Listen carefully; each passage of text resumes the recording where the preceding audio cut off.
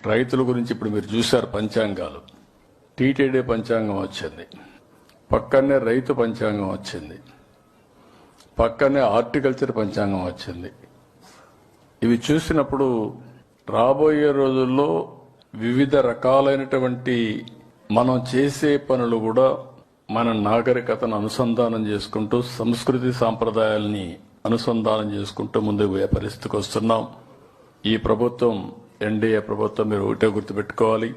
నేను గాని మిత్రుడు పవన్ కళ్యాణ్ గారు గాని బీజేపీ తరపున నరేంద్ర మోడీ గారు గాని ఈ దేశం బాగుండాలి, ఈ రాష్ట్రం బాగుండాలి, ప్రపంచంలో భారతదేశం అగ్రస్థానంలో ఉంటే, భారతీయులు అగ్రస్థానంలో ఉంటే వాళ్ళని లీడ్ చేసే శక్తి తెలుగు జాతికి ఇవ్వాలని ఈ ఉగాది సందర్భంగా సంకల్పిస్తున్నాను.